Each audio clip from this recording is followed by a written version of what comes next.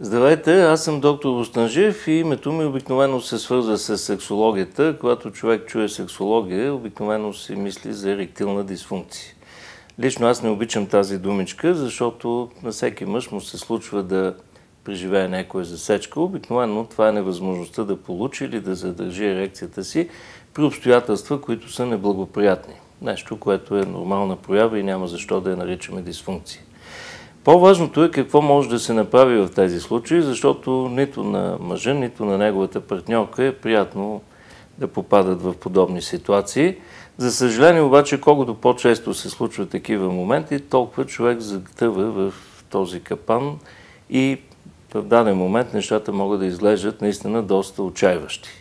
А това, от което се нуждаем в подобна ситуация, освен да променим начина, по който възприемаме нещата, е да получим едно мощно рамо или като една мощна кола, някой да ни хвърли нещо, да зацепим и да излезем от тресавището.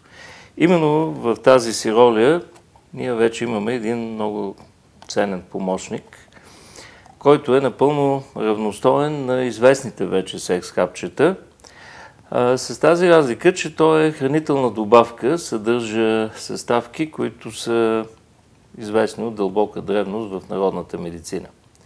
Това, което дава възможност този продукт е от една страна да усещаме един много мощен прилив на енергия, на сили, нашето сексуално желание да се засили, защото съставките тук допринасят за подсилване на сексуалната активност.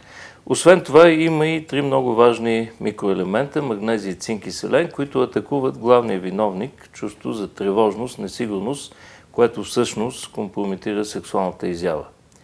В тези случаи, когато сме изправени пред подобно предизвикателство, достатъчно да си вземем кутийка от този продукт и всеки ден в течение на един месец да приемем първите 30 капсулки, които се съдържат в опаковката. След това правим 15 дена почивка и изпиваме останалите 30 капсулки в следващия един месец.